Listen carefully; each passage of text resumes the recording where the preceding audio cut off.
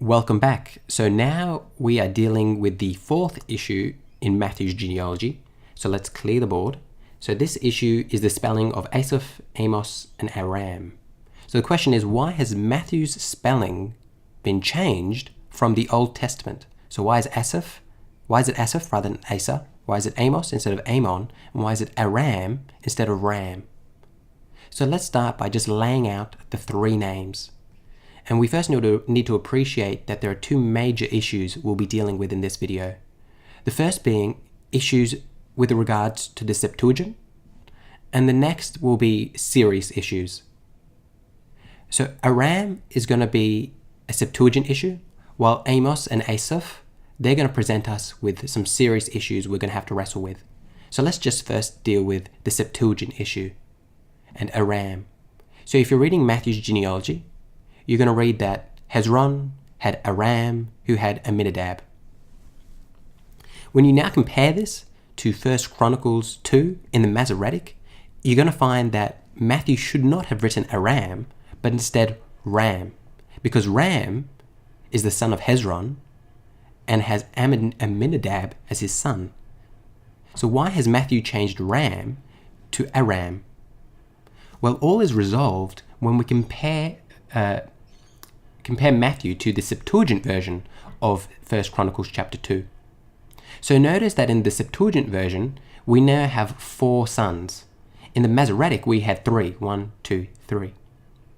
The Septuagint has added in an extra son, and this extra son is called Aram. And Aram this time has an Amminadab. So it's clear that Matthew is relying upon the Septuagint and not another Hebrew version, but rather he's relying on the Septuagint. And this point is made by Davis and Allison in their commentary, and they note in 1 Chronicles 2:9, Masoretic, the sons of Hezron are 3, Jehoramel, Ram, and Chulabai. So these 3. The Septuagint adds a 4th, Aram, and makes him, not Ram, the father of Amminadab. Matthew appears to have followed 1 Chronicles 2:9 Septuagint or a related tradition. So this really has a simple solution. Matthew is not following an early Masoretic form of the text, rather he's following the Septuagint. So this really poses us no issue at all. So let's go back to this screen and we can give this a big tick. No worries here.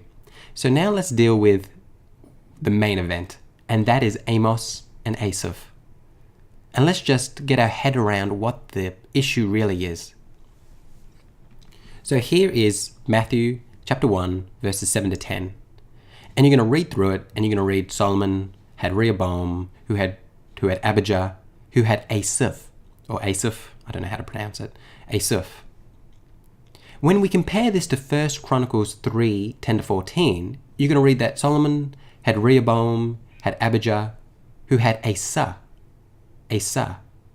So there's been a change from Asa to Asaph. Furthermore, when you read through Matthew, you're going to read Manasseh had Amos. When we compare this to 1 Chronicles, we're going to read Manasseh had Amon. So why has there been a change from Amon to Amos? This point is made by Hagner in his commentary. He notes, in this list of kings of Judah, one expects to find Asa rather than Asaph. And in verse 10, Amon rather than Amos. Asaph is known to us as a psalmist. Amos is probably the prophet. So why has Matthew made these changes? And he also notes that Asaph and Amos are a prophet and a psalmist. So the question is, why has Matthew changed Amon and Asa? Why has he transformed Amon into a prophet, Amos? And why has he changed Asa from a king into a psalmist, Asaph? Why has these alterations taken place? Is Matthew even responsible for these alterations? These are all the questions we'll be addressing in this video. So let's first outline our 3 major options for dealing with this issue. The first is to say that there's a textual issue going on here. So we're going to have to engage in a little bit of textual criticism. The next one is just Matthew is just simply wrong. And the third option is that Matthew has made these alterations because of a theological motive. Let's first deal with the first option, which is a textual issue. So what do I mean by a textual issue? I think the best way to get your head around this is if you have a King James version of the Bible, go grab it and go read Matthew chapter 1, because you're going to find something very interesting. Here is the King James version of Matthew chapter 1, and as you can see, we have Asaph and we have Amon. I've been telling you that in Matthew chapter 1 we have Asaph and Amos, but yet in the King James version of the Bible, we have the correct spelling of these names. So why on earth do different translations of the Bible have different spellings of the names? How on earth did this come about? And this is why we have to understand the manuscripts in a certain sense. So as I've noted, you've got Asaph and Amon, and these are the correct names that should be in the genealogy. And if we refer to the King James has them. Yet if you refer to the ESV, the New Revised Standard Version, the NASB, the NIV, all of them have Asaph and Amos, who are technically not correct. So why does the King James have the correct version? And the reason why the King James has the correct version is based on the manuscripts that the King James Version utilizes. The King James Version of the Bible uses what we call the Byzantine text type. The Byzantine text type represents the vast majority of the New Testament manuscripts that we have. So the key word here is abundant. We have tons of them. However, the drawback of the Byzantine text type is that they are very late. These are not our earliest manuscripts.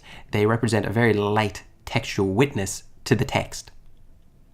When we compare this to what the ESV and the newer translations use, they use the Alexandrian text type.